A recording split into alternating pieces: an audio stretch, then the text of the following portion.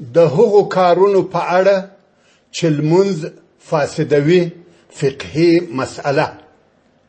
که یوه میرمن پر لمانځه ولاړه وه او د لمانځه په منځ کې د دې ماشوم د دې تی ورودی او د تی څخه شیدې راووتې، د دغې میرمنې لمونځ فاسد دی. او که شیدې نه راووتې، لمونځ یې نه فاسدیږي. د هغو کارونو په اړه چې لمونځ فاسدوي فقهي مسأله. که د لمونځ کوونکي پر یوه کتاب یا یوه لوحه یا لیکنه سترګې ولګېدې، په ژبه سره یې هغه شی ونه وایه، خو په زړه کې د هغې لیکنې په مقصد او مطلب پوه سو، لمونځ یې صحیح دی. او که یې هغه لیکنه په ژبه سره وویل، لمونځ یې فاسد. د لمانځه د فاسدونکو په اړه فقهي مسأله. د لمانځه فاسدونکي پر دوه قسمه دي، یو یې قولي دي او بل یې فعلي دي. قولي فاسدونکي هغو کارونو ته ویل کیږي چې په خبرو سره وي، او فعلي فاسدونکي هغو کارونو ته ویل کیږي چې په یوه کار یا عمل سره وي. نو که چا په لمانځه کې په قصد یا سهوه یا هیره سره خبرې یا یوه خبره وکړه، لمونځ یې فاسد. د لمانځه د فاسدونکو په اړه فقهي مسأله.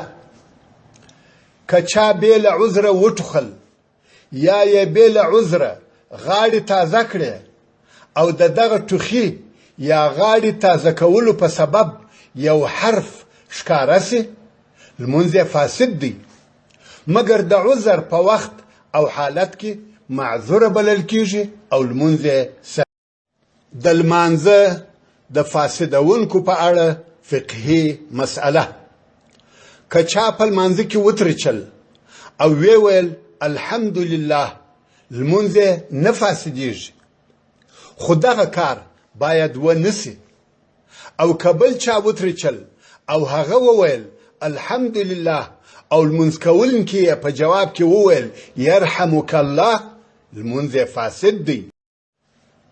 د لمانځه د فاسدونکو په اړه فقهي مسأله. که په لمانځه کې د درد یا یوه تکلیف په سبب آه او اوه یا اوف وویل سي، لمونځ فاسدیږي. همدارنګه که چا د درد یا یوه غم په سبب په لوړ آواز سره وژړل، لمونځ یې فاسد دی. خو هغه ژړا چې د جنت د یادولو په سبب یا د دوزخ د بیرې په سبب وي، لمونځ نه فاسد. د هغو کارونو په اړه چې لمونځ فاسدوي فقهي مسأله.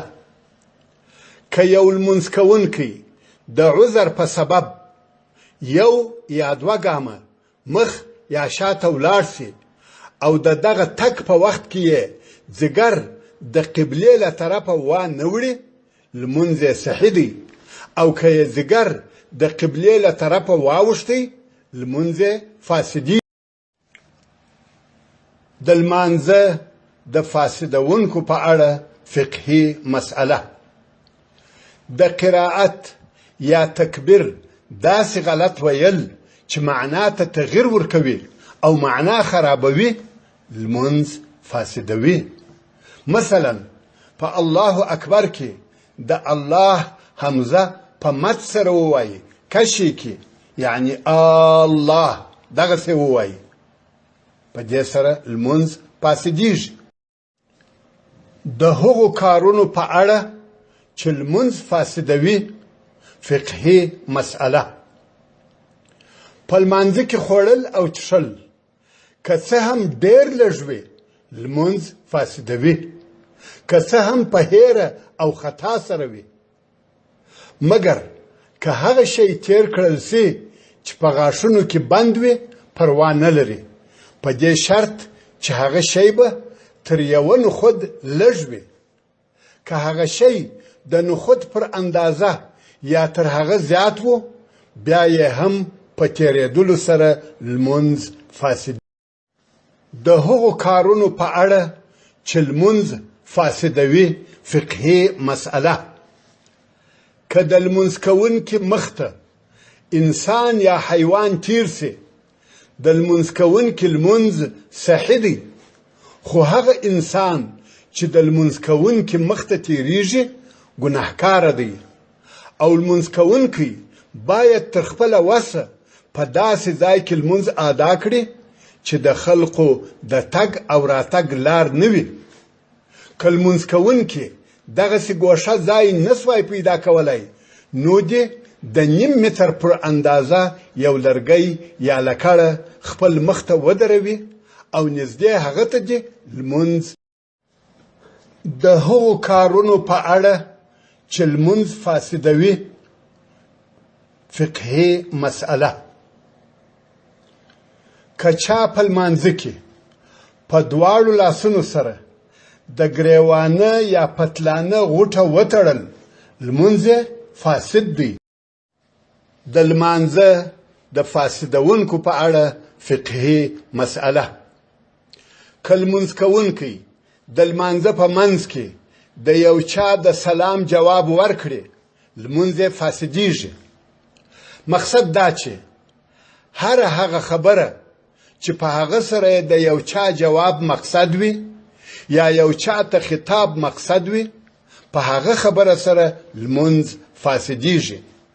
که څه هم دغه جواب یا خطاب په قرآني آیات سره وي، مثلا یو چا د غم خبر ووایه یا د یو چا د مرګ خبر بیان کړي او لمونځ کوونکي انا لله و انا الیه راجعون وویل، یا د خوشحالۍ خبر واوري او لمونځ کوونکي الحمدلله ووایي، لمونځ